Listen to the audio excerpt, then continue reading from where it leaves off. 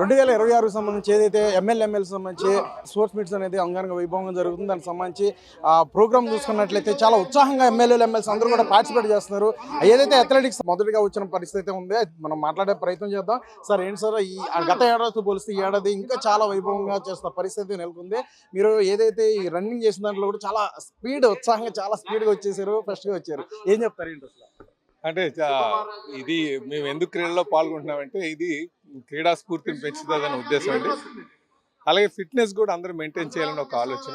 ఇప్పుడు ఈ రోజుల్లో చెప్పాలంటే చాలామంది ఈరోజు ఉన్నటువంటి మెడికల్ ఫెసిలిటీతో లైఫ్ ఎక్స్పెక్టెన్సీ పెరుగుతుంది కనుక దాన్ని బాగా హెల్తీగా ఉండాలి అంటే కొంచెం ఈ క్రీడల పట్ల దృష్టి సారించాలి, ఆరోగ్యవంతంగా ఉండడానికి ఆస్కారం ఉంటుందనే ఒక ఉద్దేశం.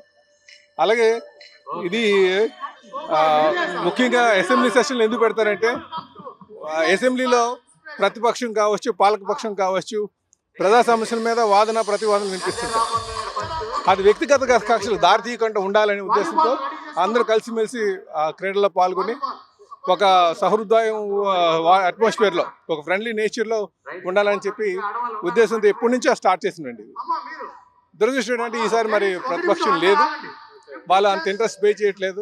వాళ్ళని ప్రతిదీ కూడా వ్యక్తిగత కక్షలు కానీ వ్యక్తిగత దోషులకు వెళ్ళిపోతున్నారు.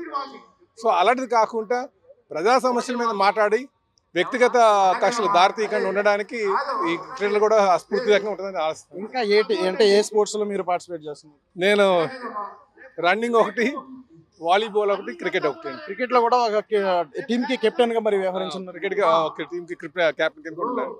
అంటే ప్రతిపక్షం నుండి మరి సభ్యులుగా మరి 11 మంది ఉన్నారు. మరి మీరు అంటే ఒకవేళ వస్తే మాత్రం బాగుంటే అవకాశం ఉంది కదా, మరి వారికి ఇచ్చే అంటే ఇన్విటేషన్ కూడా వెళ్ళిందని అనుకుంటూ చెప్పుకొస్తున్నారు కదా. వాళ్ళకి కూడా ఇన్వైట్ చేసామండి. కానీ జనరల్గా ఇక్కడికి వచ్చిన తర్వాత అదొక టీం కింద ఉండదు, 11 మందిని వాళ్ళ ఒక టీం కిందనే మార్చుకుంటారు. మార్చుకుని ఆడాలి. ఇది క్రీడా స్ఫూర్తి. అదే ఓవరాల్ గా ఏం చెప్పదలుచుకున్నారు? ఏంటి ఈ క్రీడా స్ఫూర్తి ప్రతి నియోజకవర్గంలోనే ఇదే నేపథ్యంలో చాలా స్పోర్ట్స్ ముందుకు తీసుకెళ్ళాలి, ఆరోగ్యంగా ఉండాలంటూ కూడా మీరు ఇటువంటి ఏదో కార్యక్రమం చేపడుతున్నారో ఏం చెప్పండి? అందరికీ తెలియజేసేది ఒకటే అండి, ఏదైనా సరే స్పెసిఫిక్గా ఆలోచించగలగాలండి. జనరల్గా ప్రజలు ఏం చేస్తారంటే ఒకదాని నుంచి ఇంకోదాన్ని కూడా వేస్తారు. ఎప్పుడు కూడా క్రీడలు అన్నది ఒక క్రీడా స్ఫూర్తి important. That spirit is more important, ఆ స్ఫూర్తి. కనుక ఇది ఈ నేపథ్యం అయితే మాత్రం మనకి సిద్ధాంతపరంగా ఎన్నైనా ఆలోచనలు ఉండొచ్చు, కానీ ఏదున్నప్పటికీ కూడా ఆ స్ఫూర్తి ఉండేటట్టుగా మనం ఉండాలనేది ఉద్దేశం అండి. అలాగే క్రీడా స్ఫూర్తి ఇప్పుడు మేము ఆడుతున్నాం కనుక మా నియోజకవర్గంలో చాలా మంది ప్రజలు గమనిస్తుంటారు కనుక వారు కూడా దీని నుంచి స్ఫూర్తిగా తీసుకొని మంచి క్రీడాకారులుగా తయారయ్యే అవకాశం ఉంటుందండి.